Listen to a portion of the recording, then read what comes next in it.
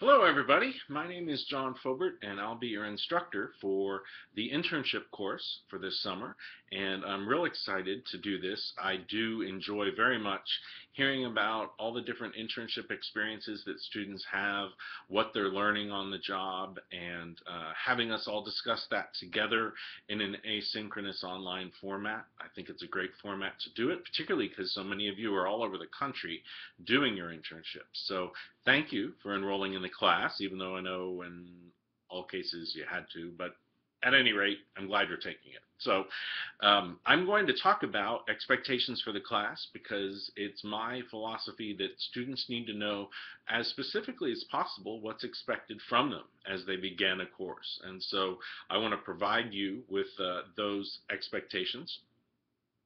It's going to work best if you pull out the syllabus and it's located in the content area of the um, of the D2L site.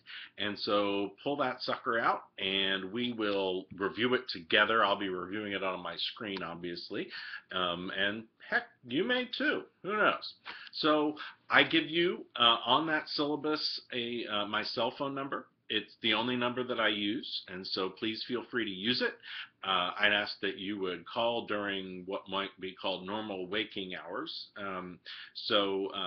Besides that, please feel free to call whenever that works for you. You can text me as well if you prefer, and if you want to text me, please, the first time you do so, just enter in your name and say, hi, this is Joe Schmo from your internship class, blah, blah, I have this question. So then I can create a contact for you, and I'm not wondering, who is this person who's calling me from 405-555-1212? Totally don't get it. So email, I am on email almost all the time. So please feel free to email me, and I will try very hard to get back to you very quickly. I usually do that within a few hours. It could take 2 days. I give myself that leeway, but it's likely going to be in a couple hours. So please feel free to do that. And office hours are by appointment for the summer.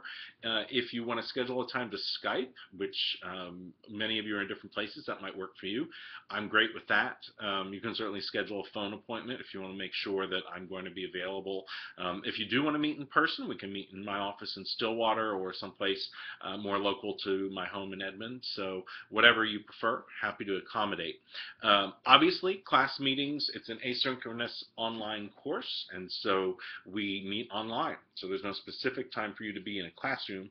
It's just a matter of doing the work on your own time when you feel like you do work best. So it could be at 2 p.m., 2 a.m., 8 a.m., whatever. But I do suggest that you log on daily and participate in class. Sometimes if people wait, up to 36 hours to get back on, the site is just blown up. There's all kinds of stuff there. It can be overwhelming. So a little bit each day, I think, tends to promote success. Let's see. Determining an internship site. I assume you've done that already. I assume we have a signed syllabus, prospectus rather. If you don't have a signed prospectus, you need to do that right away so that you can get an agreement in place between me, your supervisor, and you as to what you're going to do. And that's there to protect you so that you have a specific idea of things that you intend to learn, how you intend to learn them, so they don't just say, ooh, free intern for the summer, we'll put them answering phones. No. So that's to protect you. Now, there are several assignments on the syllabus. I do say that there's a penalty for late assignments, and it either would be if something is late. However, I do want to say with the internship course, there tends to be a lot of people who take incompletes, and I'm totally fine with that. You don't have a penalty from a grade for that.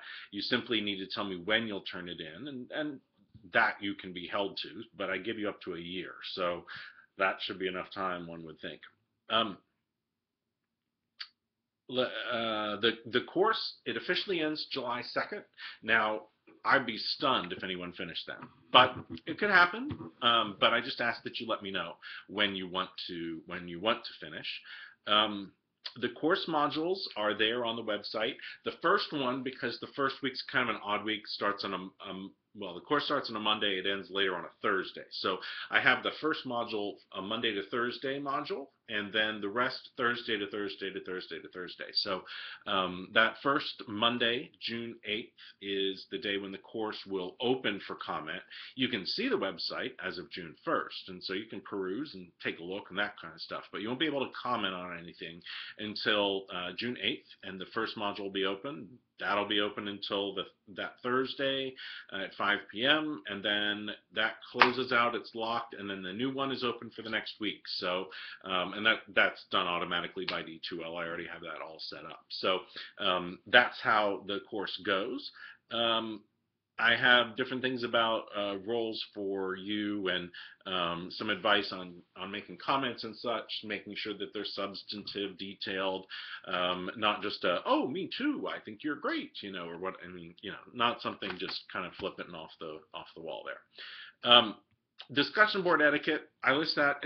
Some of that stuff is more important to some people than others, but I think as a matter of courtesy, I think it's important to say. Now, of course, I do expect common courtesy, that we disagree without being disagreeable, that sort of thing. Thing that always I find a little, interesting is the whole all caps thing. Should you use all caps to display emphasis? I do sometimes. I don't do it in this course because I ask you not to, but some people think that all caps is shouting. So anywho, we'll go along with that. Academic integrity, I consider it very important.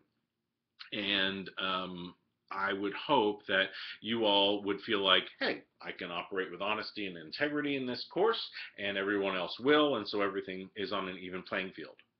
If it isn't, I just follow the rules and procedures of the university, and my philosophy is if someone in a student affairs class, and given the student affairs function includes academic integrity and ensuring academic integrity among students, if someone who's taking a class in student affairs violates academic integrity, I simply recommend the most serious penalty I can, if that's removal from an academic program, an F in the course, whatever.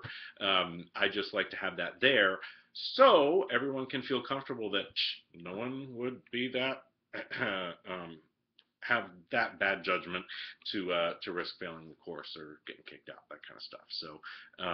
So do your best, do your own, and we'll be great. Disabilities, if you have any disability that can affect your functioning in the course, I would suggest you make a beeline to the Office of Student Disability Services, talk about it with them. If they think you need any accommodations, they'll send something to me, and my policy, which I can't imagine having any other policy but this is, I follow it 100%, and that's what we do. So please make a beeline over there if you think you might have a disability that affect your class.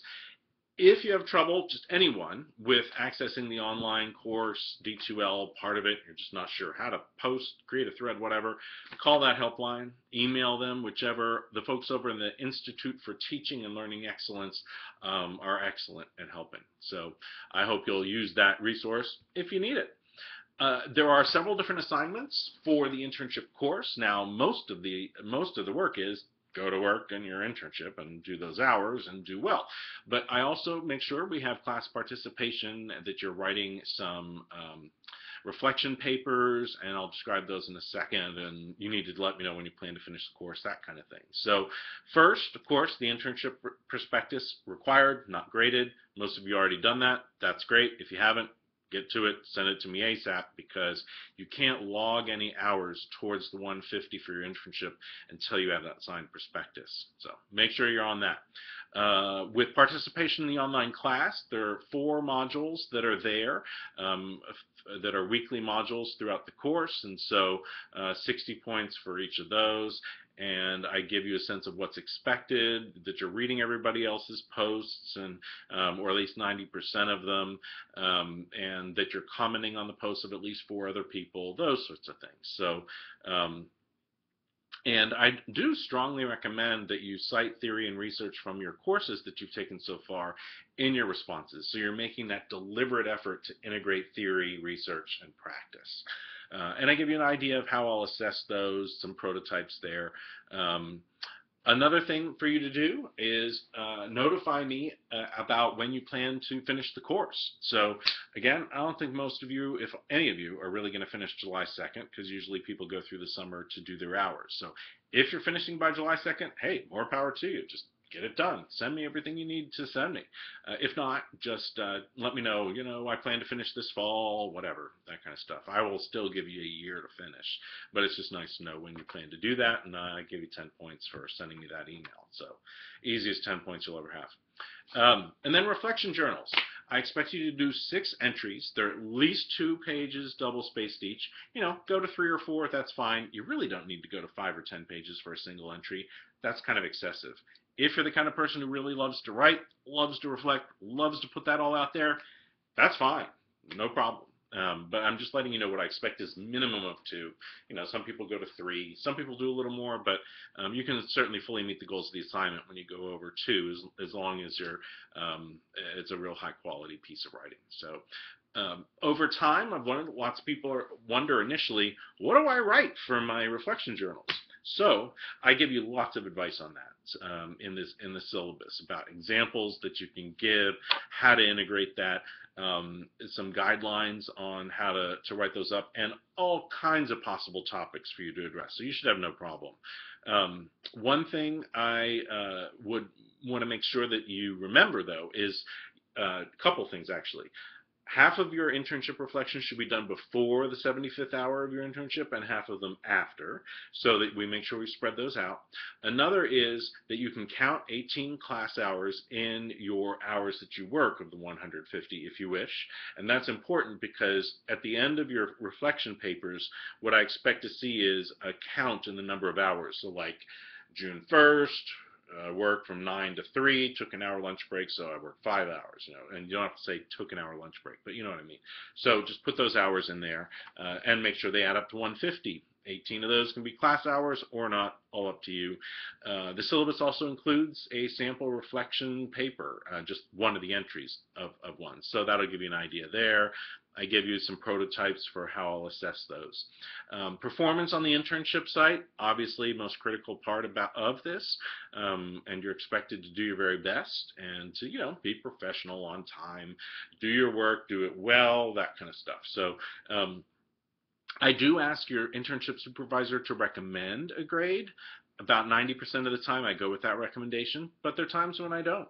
And most often, if it's in the I don't category, it's because I've had a conversation with you, I've had a conversation with the internship supervisor, and I think the supervisor is somehow being unrealistic and is maybe downgrading for things that don't matter as much to me.